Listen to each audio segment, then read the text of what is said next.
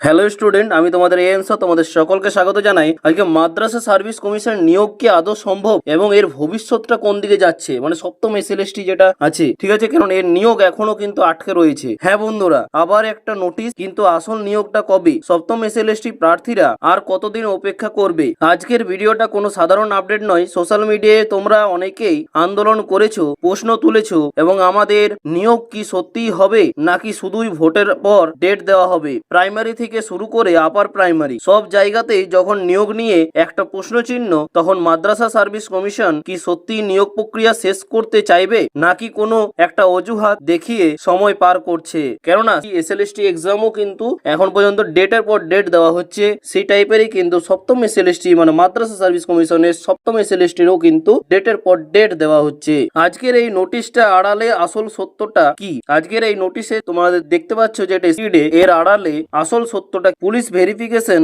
নাকি অন্য কোনো কারণ, কেন আটকে আছে তোমাদের অ্যাপয়েন্টমেন্ট লেটার, সবকিছু আলোচনা করব এবং প্রশ্নগুলো সরাসরি কমিশনের দিকেই ছুড়ে দেব। ভিডিওটা শেষ পর্যন্ত দেখো, কারণ আজকের আপডেট তোমাদের কেরিয়ারের জন্য অত্যন্ত গুরুত্বপূর্ণ। তোমরা দেখতে পাচ্ছ স্ক্রিনে যে ওয়েস্ট বেঙ্গল মাদ্রাসা সার্ভিস কমিশনের একটা অফিসিয়াল নোটিশ। এখানে তোমরা দেখতে পাচ্ছ WBMSC, অর্থাৎ একদম লেটেস্ট আপডেট। দীর্ঘদিন ধরে মাদ্রাসা সার্ভিস কমিশনের অ্যাপয়েন্টমেন্টের অপেক্ষায় ছিলে, সেটা নিয়ে কমিশন কি বলছে এসব নোটিশটা আগে ভালো করে দেখে নি। নোটিশে স্পষ্টভাবে বলা আছে যে notice for extension of date for joining, অর্থাৎ জয়নিং এর সময়সীমা আবার বাড়ানো হলো। কমিশন জানাচ্ছে যে অনেক মাদ্রাসা এবং প্রার্থীদের পক্ষ থেকে রিপোর্ট করা হয়েছে যে 2023 সালে সপ্তম এসএলএসটির মাধ্যমে যারা অ্যাসিস্ট্যান্ট টিচার হিসেবে রিকমেন্ড হয়েছিল, তাদের পুলিশ ভেরিফিকেশন রিপোর্ট মানে পিভিআর এবং মেডিকেল এক্সামিনেশন রিপোর্ট এখনো অনেক মাদ্রাসায় পৌঁছায়নি। আর এই রিপোর্ট না পৌঁছানোর কারণে মাদ্রাসা কর্তৃপক্ষ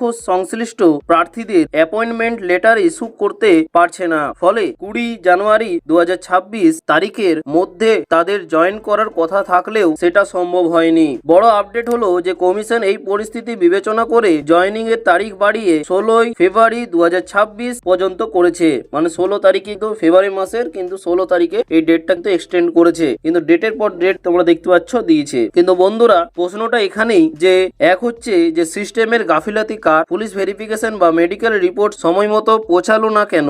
এর দায় তোমাদের। দিনের পর দিন তোমরা মানসিক যন্ত্রণার মধ্যে দিয়ে যাচ্ছ, আর সিস্টেমের স্লো প্রসেসের জন্য তোমাদের জয়েনিং পিছিয়ে যাচ্ছে। আর দুই হচ্ছে আন্দোলনের প্রভাব। তোমরা দেখেছো যে ফেসবুকে বা সোশ্যাল মিডিয়ায় প্রার্থীরা কিভাবে তাদের দাবি জানাচ্ছে। প্রাইমারি বা অন্যান্য নিয়োগের ক্ষেত্রেও আমরা দেখেছি যে প্রসেস যেন শেষ হতেই চাইছে না। মাদ্রাসা কমিশন কি সেই পথেই হাঁটছে? 16 ফেব্রুয়ারির মধ্যে আদৌ সব প্রসেস ক্লিয়ার করা হবে? কারণ এটাও কিন্তু সন্দেহের মধ্যেই রয়ে যাচ্ছে। আর তিন হচ্ছে সদিচ্ছার অভাব। তোমাদের অনেকের মনেই প্রশ্ন জাগছে যে এটা কি সত্যি টেকনিক্যাল সমস্যা নাকি নিয়োগ প্রক্রিয়াকে দীর্ঘায়িত করার একটা কৌশল। যেখানে হাজার হাজার যোগ্য প্রার্থী বসে আছে, সেখানে সামান্য কাগজের কাজের জন্য কেন এত দেরি হবে? তবে আপাতত স্বস্তির খবর এটাই যে কমিশন অন্তত বিষয়টি নজরে রেখেছে এবং সময় বাড়িয়েছে, যাতে কারোর প্রার্থিতা বাতিল না হয়ে যায়। ঠিক আছে, জেলা স্কুল পরিদর্শক এবং মাদ্রাসা কর্তৃপক্ষকে অনুরোধ করা হয়েছে যে দ্রুত ব্যবস্থা নেওয়ার জন্য। যারা এখনো জয়েন করতে পারোনি তাদের জন্য 16 ফেব্রুয়ারি পর্যন্ত সময় আছে। আর তাছাড়া আমার পরামর্শ হচ্ছে যে তোমরা যারা এই সমস্যার সম্মুখীন হচ্ছ